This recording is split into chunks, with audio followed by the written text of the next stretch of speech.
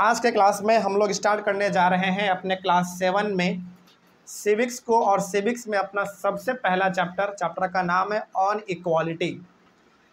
आज से हमारे क्लास 7 का सिविक्स स्टार्ट होने जा रहा है और सिविक्स में हमारा जो सबसे पहला चैप्टर है एनसीईआरटी के अकॉर्डिंग वो है ऑन इक्वालिटी। चैप्टर में आगे बढ़ने से पहले चैप्टर के मतलब को थोड़ा सा हम लोग समझ लेते हैं, फिर आगे बढ़ेंगे तो थोड़ा आपको समझ में ज़्यादा आएगा। सबसे पहले समझते हैं कि इक्वालिटी का मतलब होता क्या है। इक्वालिटी का मतलब होता है बराबरी, मतलब सब कुछ बराबर होना चाहिए, उसी को हम लोग कह देते हैं इक्वालिटी। ठीक है, तो इस पूरे के पूरे चैप्टर में हम लोग पढ़ेंगे कि इक्वालिटी का मतलब हकीकत में होता क्या है। इक्वालिटी का मतलब तो हम लोग जानते हैं कि हिंदी में बराबरी होता है, इक्वल होता है, लेकिन इसको लेकर इस चैप्टर में क्या क्या बात हुआ है यही चीज़ हम लोग इसमें पढ़ने वाले हैं। ठीक है, तो सबसे पहला टॉपिक जो है हमारा वो है इक्वल राइट टू वोट। ये हमारा सबसे पहला टॉपिक है। इसमें क्या क्या नए बातें हैं थोड़ा सा उसको हम लोग समझते हैं, फिर आगे बढ़ेंगे। सबसे पहला पॉइंट है इन अ डेमोक्रेटिक कंट्री। अच्छा, आगे बढ़ने से पहले ना थोड़ा सा आप ये भी समझ लीजिए कि डेमोक्रेटिक कंट्री क्या होता है। डेमोक्रेटिक कंट्री का मतलब होता है ऐसा कंट्री जहाँ पे लोगों को वोट देने का अधिकार होता है। जैसे हमारा इंडिया में जब चुनाव होता है तो क्या हम लोग वोट नहीं देते हैं? हाँ, आप लोग नहीं देते होंगे क्योंकि अभी आप लोग छोटे हैं बहुत, आपका उम्र अभी छोटा है।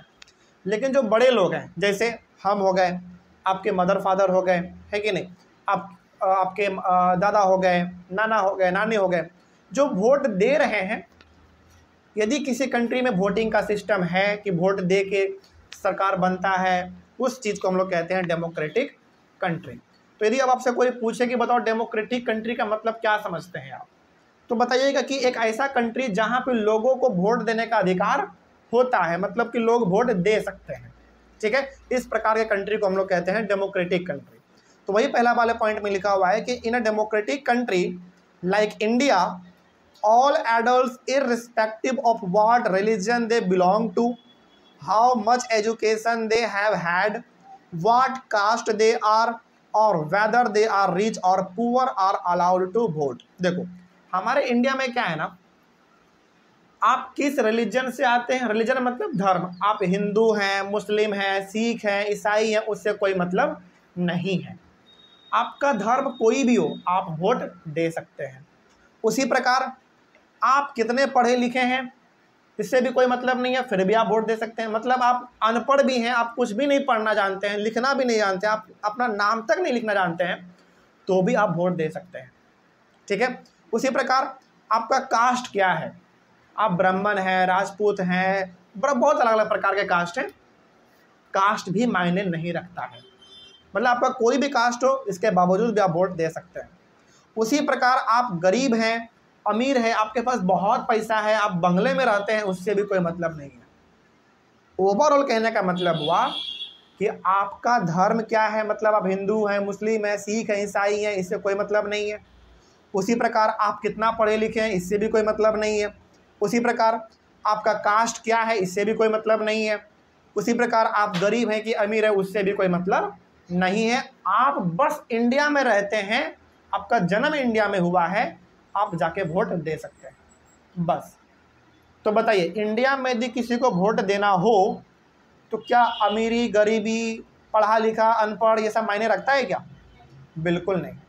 बस आप इंडिया में रहते हैं, इंडिया के लोग हैं आप, इतना ही काफ़ी है बस। ठीक है, आगे बढ़ते हैं। तो अब यदि यहाँ पे आपसे कोई पूछे कि बताइए वोट देने के लिए क्या जरूरी होना चाहिए, तो वोट देने के लिए जरूरी बस ये चीज़ है कि आपका जन्म कहाँ होना चाहिए, इंडिया में होना चाहिए। हाँ, वो भी अलग चीज़ है, बता देते हैं। आपका जन्म इंडिया में होना चाहिए, आपका कास्ट क्या है, आप अमीर हैं कि गरीब हैं, आपका धर्म क्या है, इससे कोई मतलब है ही नहीं। ठीक है, आगे अगला है the idea of universal adult franchise is based on the idea of equality because it states that every adult in a country irrespective of their wealth and the communities she or he belongs to has one vote। अब इसका मतलब समझिए क्या हुआ। यहाँ पे ना एक टर्म है बड़ा अच्छा सा, यूनिवर्सल एडल्ट फ्रेंचाइज।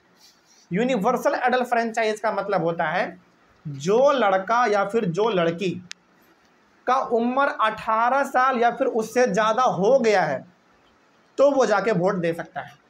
ठीक है, और फिर से वही बात है कि आपका जाति, धर्म, पढ़ा लिखा है कि नहीं है, इससे कोई मतलब नहीं है। ठीक है, तो अब यहाँ पे एक नया सवाल आपके सामने ये है कि यूनिवर्सल एडल्ट फ्रेंचाइज का मतलब क्या है। यूनिवर्सल एडल्ट फ्रेंचाइज का मतलब है कि कोई भी लड़का या फिर लड़की जिसका उम्र 18 या 18 से ऊपर हो चुका है तो वो जाके वोट दे सकता है। ठीक है, तो अब यदि आपसे कोई पूछ दे कि बताइए कि यूनिवर्सल एडल्ट फ्रेंचाइज का मतलब क्या है, तो यूनिवर्सल एडल्ट फ्रेंचाइज का मतलब है कि कोई भी लड़का लड़की जिसका उम्र 18 या 18 से ज़्यादा हो गया है वो वोट दे सकता है। सिंपल है, याद रहेगा। क्या आप अमीर हैं, गरीब हैं, आपका कास्ट क्या है, इससे कोई फ़र्क पड़ेगा? कोई फ़र्क नहीं पड़ेगा, आप जाके वोट दे सकते हैं। ठीक है, चलिए, इसमें भी कोई दिक्कत नहीं है, आगे बढ़ते हैं। अगला टॉपिक है हमारा अदर काइंड्स ऑफ इक्वालिटी। इस वाले टॉपिक में कोई डाउट नहीं आप लोगों को, आगे बढ़ते हैं। अगला टॉपिक है अदर काइंड्स ऑफ इक्वालिटी। इसमें क्या है समझिए। People in India experience inequality in different ways. अच्छा, इक्वालिटी का मतलब होता है बराबरी। बराबरी का मतलब हुआ कि सब कोई हम लोग आपस में क्या है, बराबर है। लेकिन क्या सही में हम लोग बराबर हैं? मतलब पढ़ने को तो हम लोग पढ़ते हैं कि हाँ सब आदमी आपस में बराबर है, किसी के साथ कोई भेदभाव नहीं करना चाहिए, सब इंसान है, सबके साथ बराबर एक प्रकार का व्यवहार कर रखना चाहिए। लेकिन क्या हकीकत में ऐसा होता है? नहीं होता। मतलब हम लोग पढ़ने का बहुत कुछ पढ़ते हैं, किताब में भी लिखा हुआ है कि सब कोई बराबर होता है, सबको बराबर अधिकार मिलना चाहिए, किसी के साथ कोई भेदभाव नहीं होना चाहिए। लेकिन हकीकत तो ये है कि हमारे साथ समाज में बहुत ज़्यादा भेदभाव भी होता है। जैसे कई बार क्या होता है कि कोई इंसान बहुत गरीब है, उसके पास पहनने का अच्छा कपड़ा नहीं है, रहने का अच्छा घर नहीं है, खाने को अच्छा भोजन नहीं है, तो सोसाइटी में जनरली उसको लोग नकार देते हैं, उसको जल्दी कोई किसी प्रकार का भाव मिलता नहीं है कि नहीं है? तो क्या ये कहना सही होगा कि इंडिया में सभी लोग वाकई में बराबर तरीके से रहते हैं? बिल्कुल भी नहीं। ठीक है, आगे बढ़ते हैं। One of the more common forms of inequality in India is the caste system. हमारे इंडिया में जो सबसे खतरनाक चीज़ है जिसमें भेदभाव बहुत ज़्यादा होता है वो है कास्ट को लेकर, कि आपका कास्ट क्या है कि नहीं। जैसे शहरों में तो कास्ट वाला सिस्टम बहुत कम दिखता है, आप गांव में जाओगे ना तो गांव में खास करके कास्ट को लेकर बहुत भेदभाव होता है। यदि आपका कास्ट बहुत अच्छा है, यानी आप अपर कास्ट से आते हैं, तो आपको बहुत इज्जत मिलेगा। कहने का मतलब हुआ कि यदि आप दलित हैं, यदि आप ब्राह्मण हैं, आप राजपूत हैं, आप क्षत्रिय हैं, तो आपको बहुत रिस्पेक्ट मिलेगा गांव में, है ना, सब आपके सामने सर झुकाएंगे। लेकिन वहीं यदि आप लोअर कास्ट से बिलोंग करते हैं, मतलब कि दलित हो गया इस प्रकार से, तो आपको किसी प्रकार का उतना इज्जत नहीं मिलता है। तो कहने का मतलब ये हो गया कि हमारे इंडिया में कास्ट सिस्टम बहुत ही ख़राब चीज़ है। कास्ट को लेकर के, हाँ तुम इस कास्ट से हो तो हम अपर कास्ट हैं, तुम लोअर कास्ट हो, ऐसा है वैसा है, इस चीज़ को लेकर बहुत ज़्यादा भेदभाव हमारे इंडिया में होता है, आज भी होता है। और ख़ास करके ज़्यादा कहाँ पे होगा बताओ? गाँव में होगा। शहर में चीज़ जल्दी नहीं होता है। क्या शहर में आपने कभी अपने क्लासरूम में सुना है कि तुम अलग कास्ट के हो, तुम मेरे साथ मत बैठना, तुम्हारा लंच नहीं हम शेयर करेंगे, नहीं खाएंगे, ऐसा कभी सुना आपने? नहीं सुना होगा। लेकिन गाँवों में जनरली लोगों के बीच में कास्ट सिस्टम देखने को जल्दी मिल जाता है। तो शहरों में भेदभाव कम होता है, लेकिन गाँवों में ये चीज़ थोड़ा ज़्यादा हो जाता है। ठीक है, आगे अगला टॉपिक है रिकॉग्नाइजिंग डिग्निटी। अब ये क्या है समझिए, एक ही पॉइंट है इसमें, तो बहुत सिंपल है, उसके बाद फिर आगे बढ़ेंगे। इसमें है हमारा when a persons are treated unequally their dignity is violated. Dignity का मतलब होता है इज्जत, रेस्पेक्ट।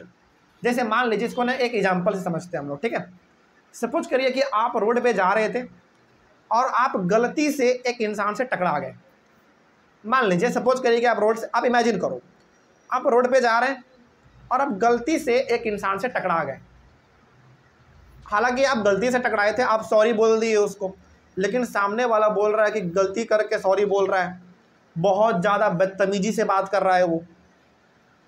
तो आपको लगेगा कि यार गलती से हम टकराए थे, हम सॉरी भी बोले, लेकिन ये इंसान बहुत ही गलत तरीके से हमसे बात कर रहा है।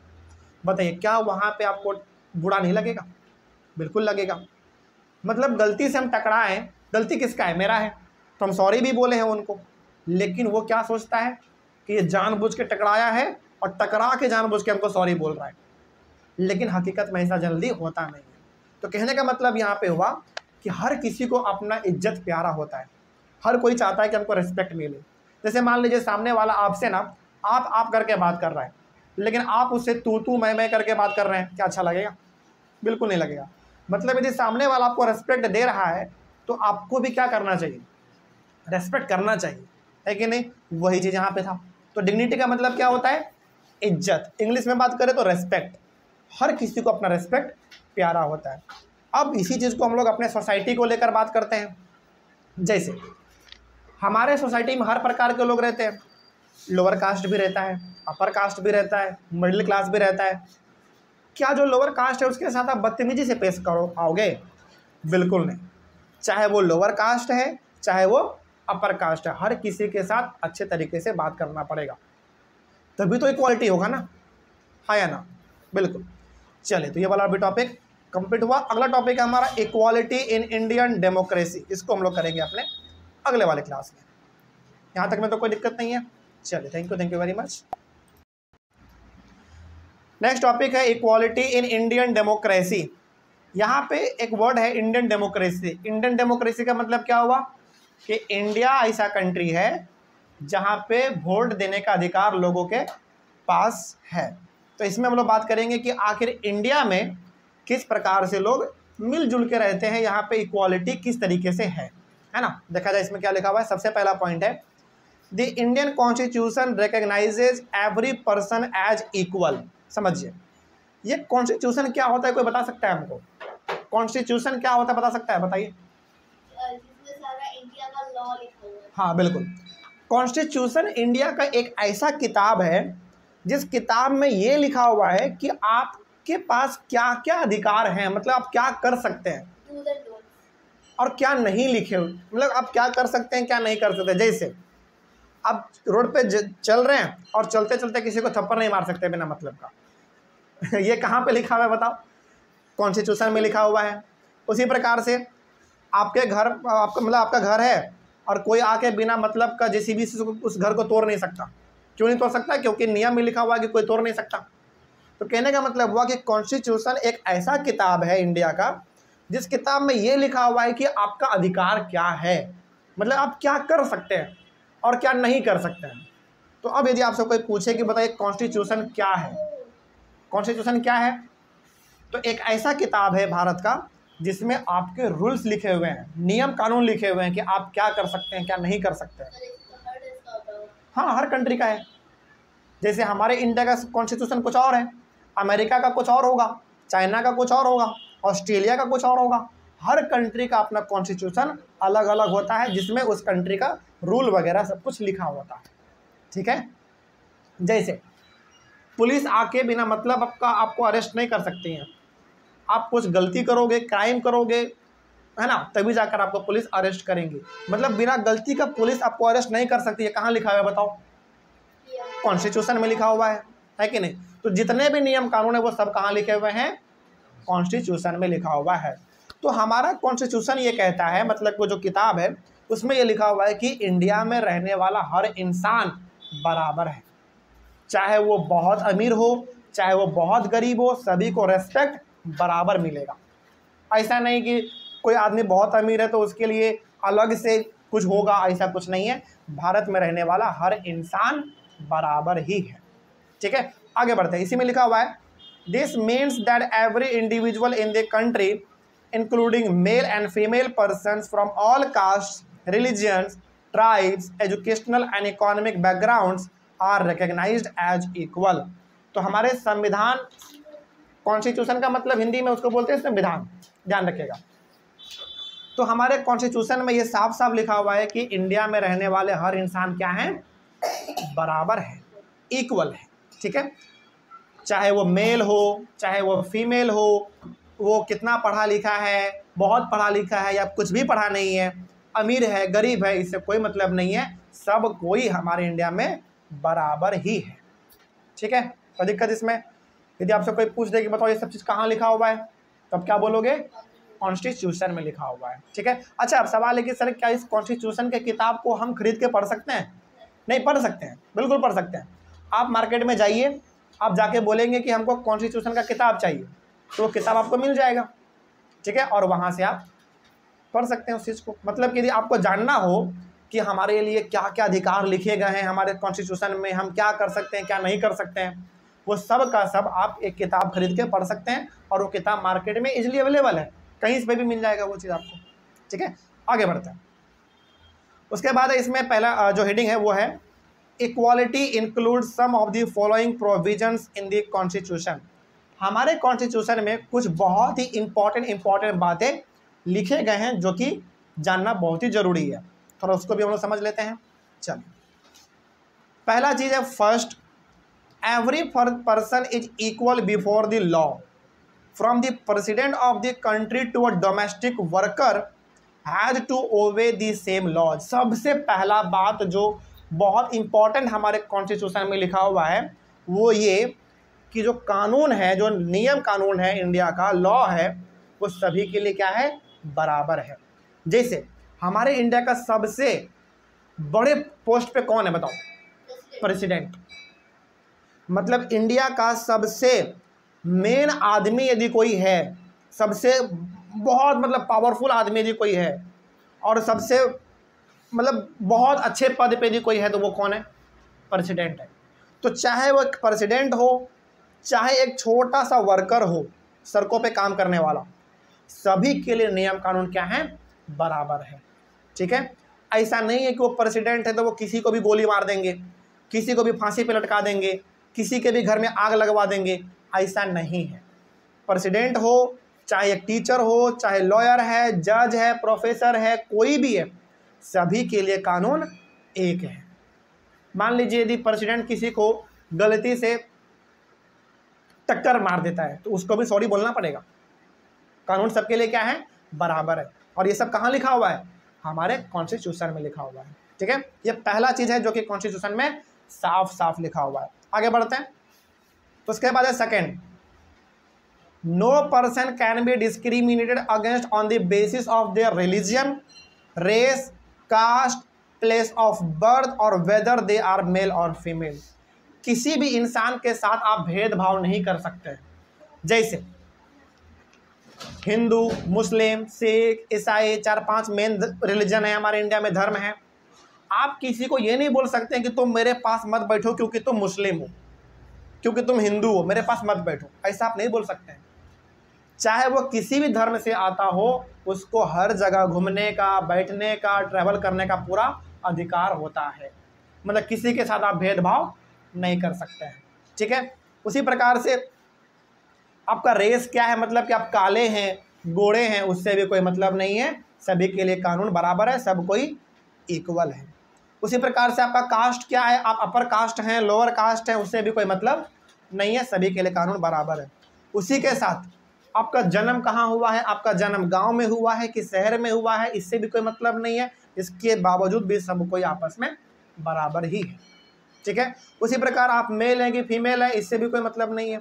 तो ओवरऑल कहने का मतलब हुआ कि हमारे कॉन्स्टिट्यूशन में ये साफ साफ लिखा हुआ है उस किताब में कि आप चाहे कहीं से भी बिलोंग करते हैं, गांव से, शहर से, आप कम पढ़े लिखे हैं या बहुत पढ़े लिखे हैं, आप गरीब हैं, अमीर है, उससे कोई मतलब नहीं है, सभी के लिए कानून बराबर है और सब कोई इक्वल ही है, सब आपस में बराबर है। उसके बाद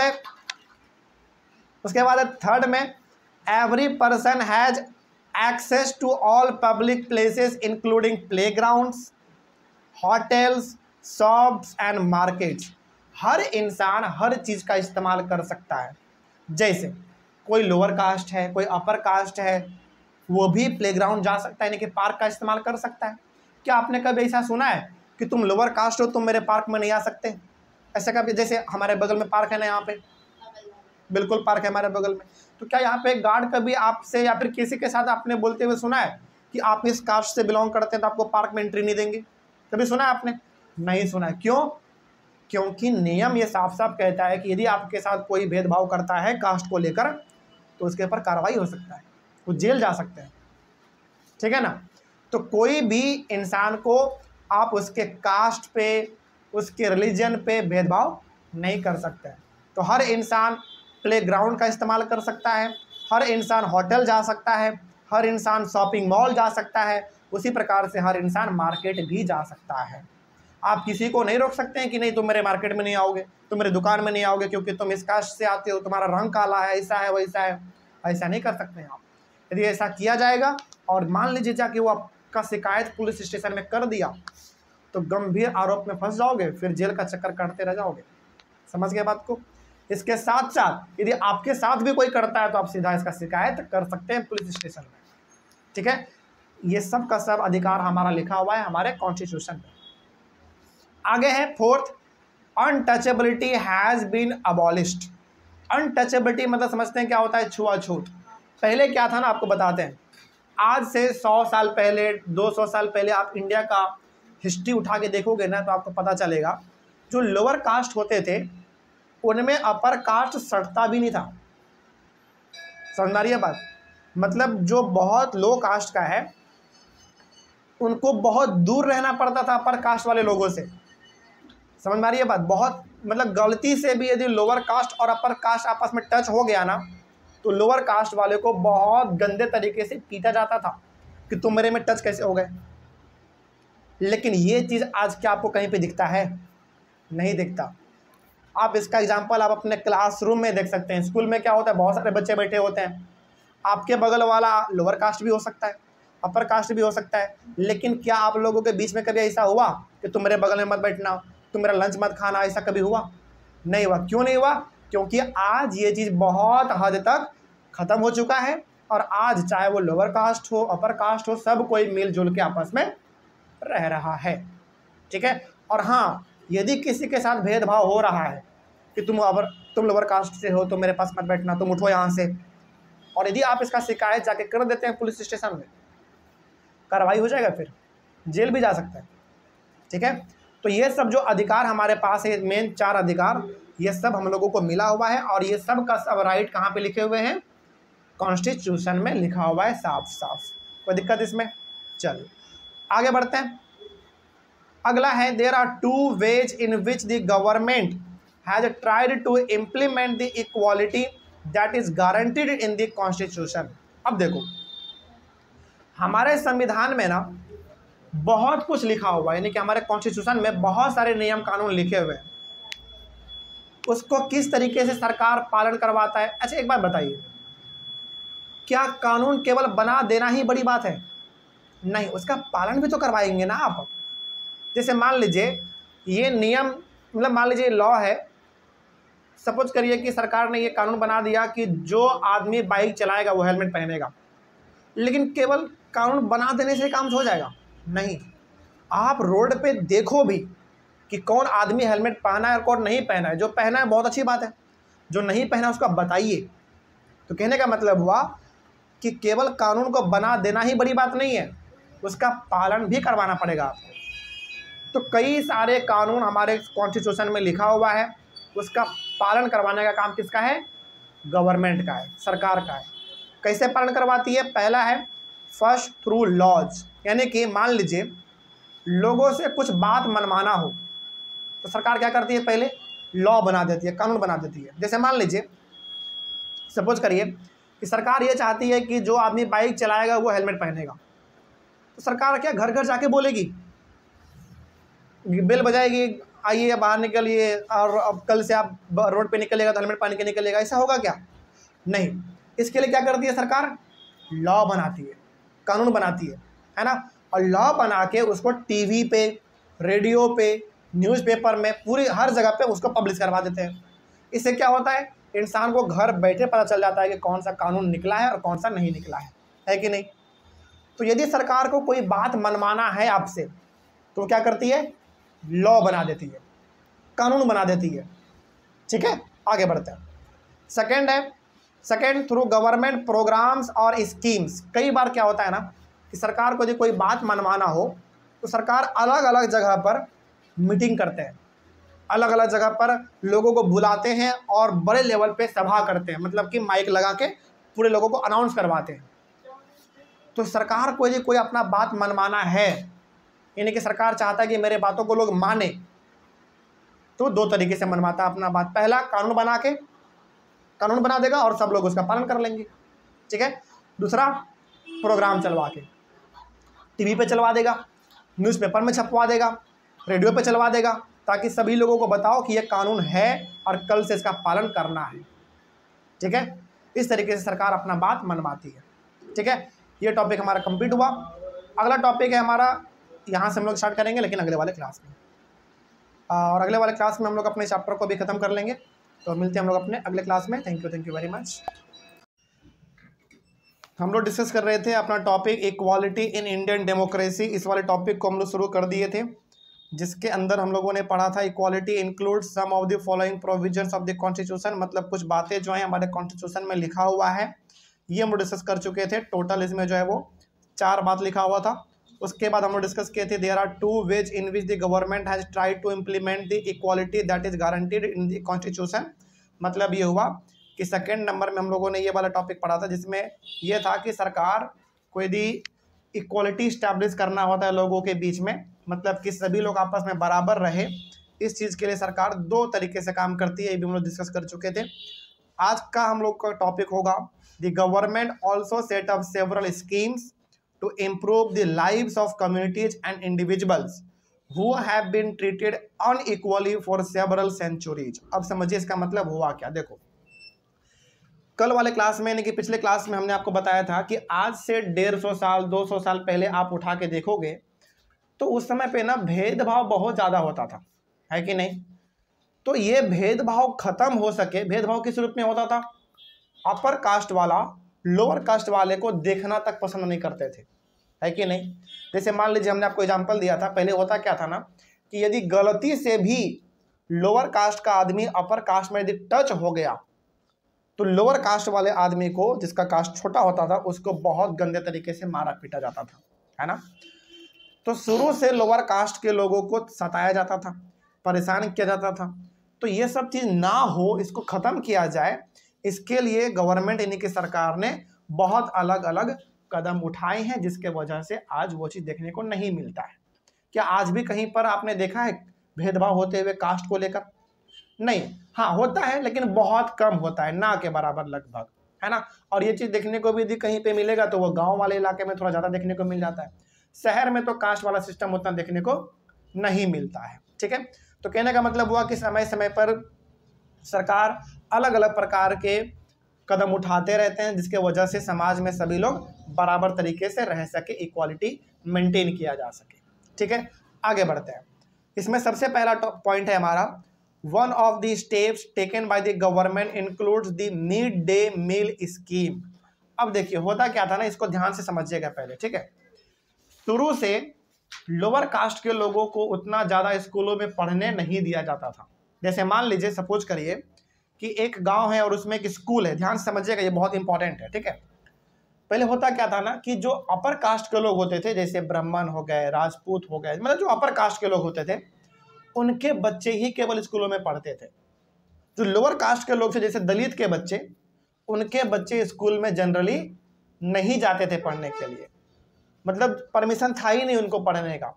लेकिन जब सरकार ने इसको पूरी तरीके से ख़त्म किया कि चाहे अब वो अपर कास्ट हो, लोअर कास्ट हो, हर कोई जाके पढ़ सकता है, जब इन्हें सरकार ने इसको ख़त्म किया, इसके बावजूद लोअर कास्ट के बच्चे स्कूल जाने से डरते थे कि सरकार ने हाँ सब कुछ ख़त्म तो कर दिया, सबको स्कूल तो जा सकता है, लेकिन इसके बावजूद अपर कास्ट के लोग लोअर कास्ट के बच्चों को स्कूल में मारते पीटते थे कि तुम स्कूल क्यों आए, है ना। इसको ध्यान से समझिएगा, बहुत इंपॉर्टेंट बात बताने जा रहे हैं।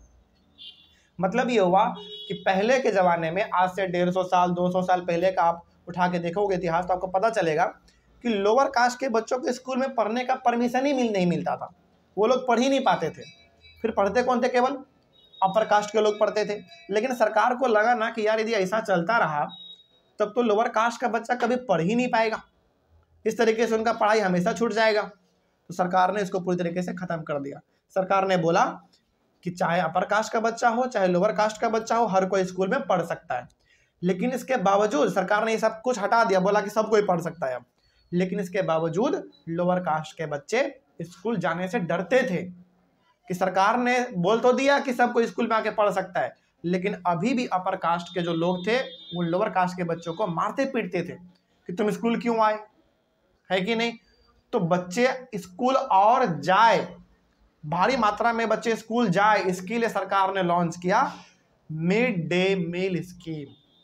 मिड डे मील स्कीम में क्या होता था, जैसे सरकारी स्कूल में आप जाओगे ना तो लंच में खाना खिलाया जाता है ना। जैसे किसी दिन अंडा चावल खिलाया जाता है, उसी प्रकार किसी दिन चावल दाल सब्जी खिलाया जाता है, किसी दिन खिचड़ी खिलाया जाता है, किसी दिन सोयाबीन आलू का सब्जी और रोटी नहीं चावल जनरली खिलाया जाता है। तो ये जो सरकार ने लॉन्च किया मिड डे मील, इससे एक फायदा किसको हुआ पता है? इससे एक फायदा सबसे ज्यादा हुआ लोअर कास्ट के बच्चों को। ऐसे भी वो लोअर कास्ट के बच्चे थे, उनको जल्दी खाने का अनाज घर में होता भी नहीं था, तो बच्चे लालच से स्कूल जाए ताकि उनको भोजन मिले, इसलिए mid day meal scheme launch किया गया था। तो मिड डे मील स्कीम क्या था, ध्यान से समझिएगा। मिड डे मील स्कीम था जिसमें सरकारी स्कूल में लंच के समय में गरीब बच्चों को, गरीब बच्चे नहीं बल्कि जितने भी बच्चे पढ़ते हैं सभी को फ्री ऑफ कॉस्ट में, मतलब बिना पैसा का भोजन कराया जाएगा। इससे पता है सबसे ज्यादा बेनिफिट किसको मिला?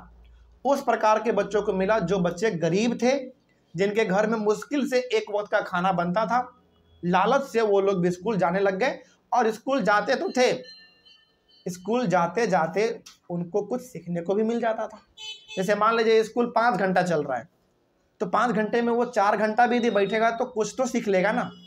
तो गवर्नमेंट का यहाँ पे कहना यह था कि mid day meal scheme launch करो, सरकारी स्कूल में बच्चों को मुफ्त में खाना खिलाओ।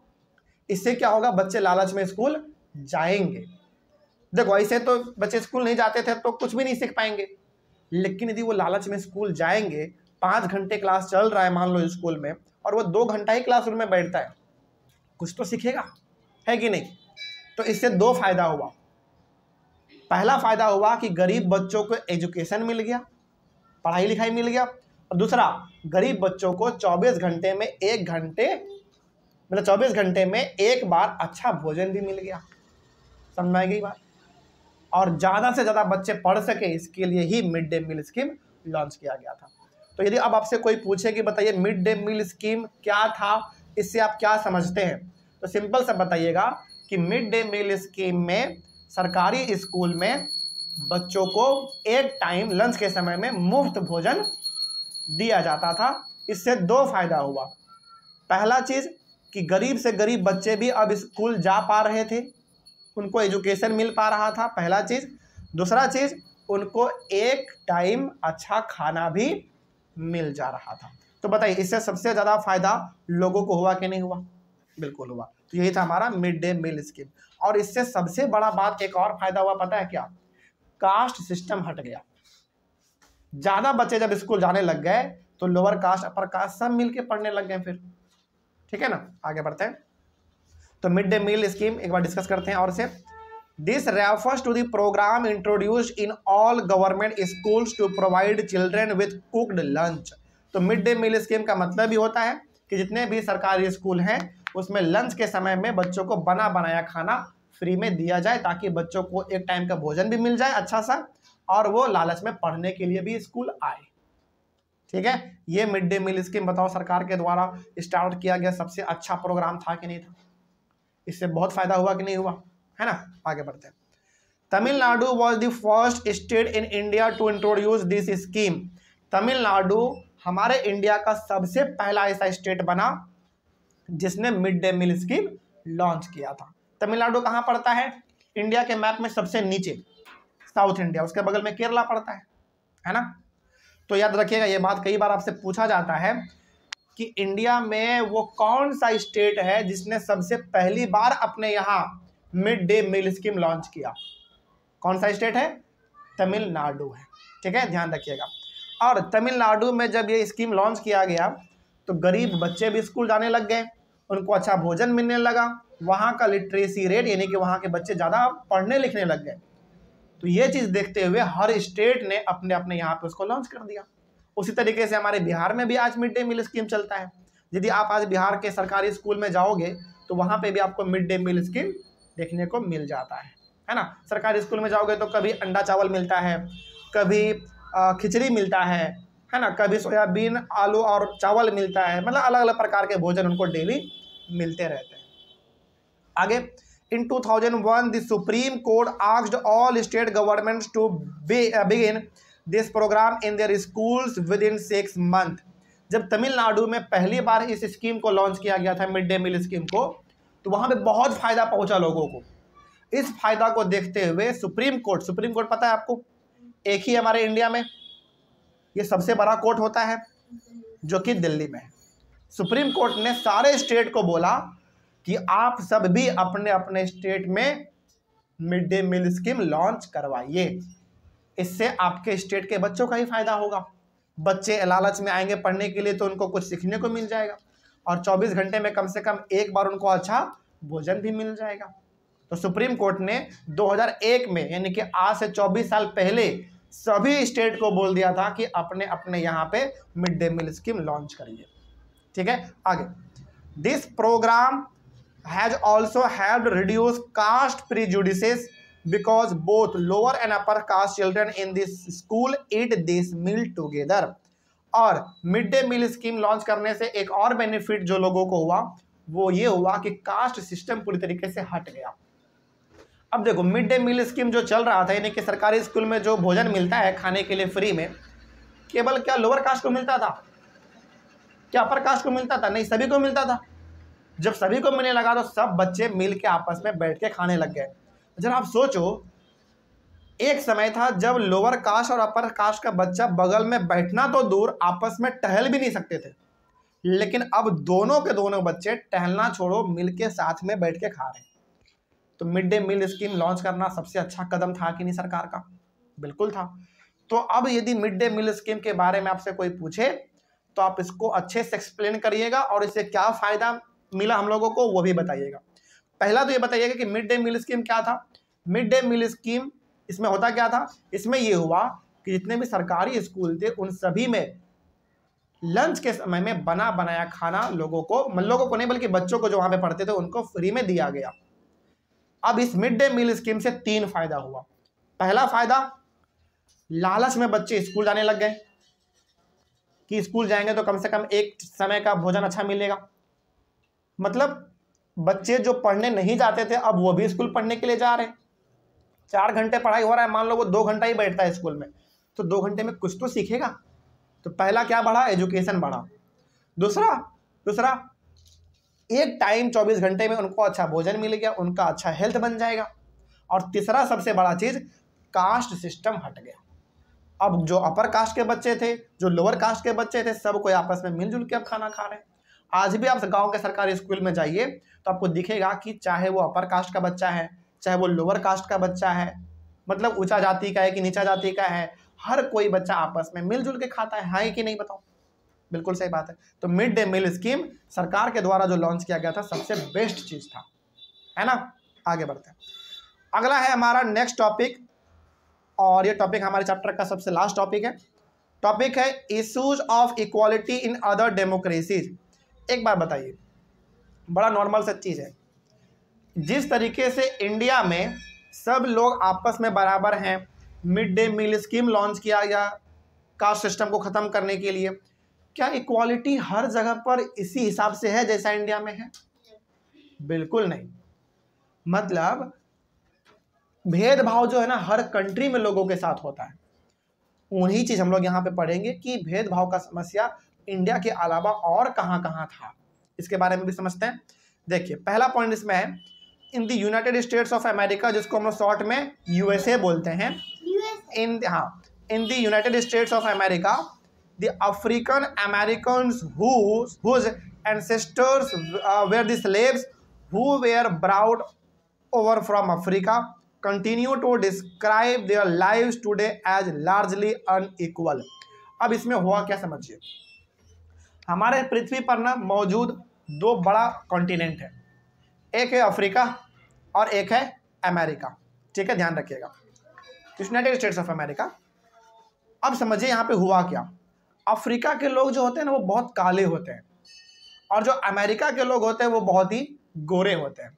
तो आज से 200-300 साल पहले का आप हिस्ट्री उठा के देखेंगे, इतिहास देखेंगे तो आपको पता चलेगा कि अमेरिका के लोगों ने काफी लंबे समय तक राज किया है कहां पे? अफ्रीका पे। बताते हैं क्यों। मतलब अमेरिका के लोगों ने, अमेरिका के लोग गोरे गोरे होते हैं, व्हाइट स्किन होता है उनका, लेकिन जो अफ्रीका के लोग हैं वो थोड़ा काले होते हैं। और अफ्रीका में ना शुरू से बहुत रिसोर्स था। रिसोर्स मतलब सोना, चांदी, डायमंड, हीरा, मोती, ये सब बहुत था अफ्रीका के पास। इन सभी को लूटने के लिए कौन गया वहां पे? अमेरिका का लोग गया। सामान को तो लूटा ही, बहुत सारे लोगों को जहाज में ठूस ठूस के वो लोग अमेरिका लेकर आ गए फ्री में काम करवाने के लिए। पूरा कहानी समझिए यहाँ पे आपको हम क्या बताना चाह रहे हैं। सबसे पहला ही बात ये ध्यान रखिएगा कि अफ्रीका के लोग थोड़ा काले होते हैं और अमेरिका के लोग गोरे होते हैं। और अफ्रीका के पास शुरू से ही बहुत ज़्यादा रिसोर्स था, सोना, चांदी, हीरा, मोती, डायमंड वगैरह बहुत था। लालच आ गया किसको? अमेरिका को। उन्होंने अमेरिका वाले लोगों ने अफ्रीका पे हमला किया, वहाँ के सारे चीज़ों को लूट के अपने देश अमेरिका लेके चले गए।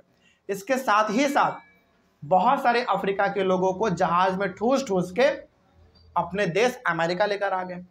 और जब ये अमेरिका लेकर आए तो वो तो काले लोग थे, वहाँ पे उनके साथ भेदभाव होने लगा कि तुम काले हो, तुम हमारे लिए फ्री में काम करोगे, हम जो तुमको बोलेंगे वो करना पड़ेगा।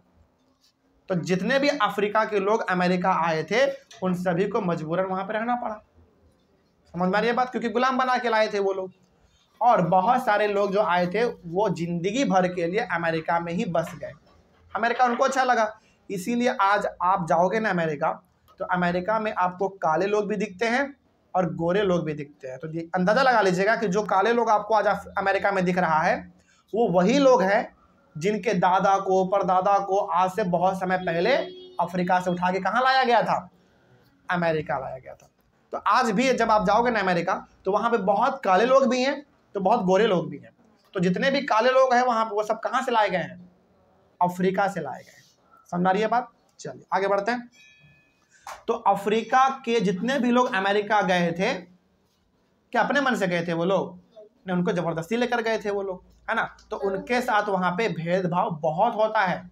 अब नहीं होता है, पहले होता था क्योंकि अब समय बदल चुका है। ठीक है, आगे बढ़ते हैं। अफ्रीकन अमेरिकन का मतलब क्या हुआ? ऐसे अफ्रीका के लोग जो कहाँ पे जाके बस गए? अमेरिका में बस गए।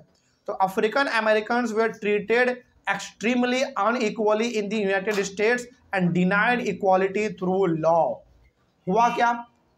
अभी आप जाओगे ना अमेरिका तो वहाँ पे काले गोरे सब लोग बराबर हैं, सब आपस में मिलजुल के रहते हैं, क्योंकि अब समय बदल चुका है, कानून सबके लिए बराबर हो गया है।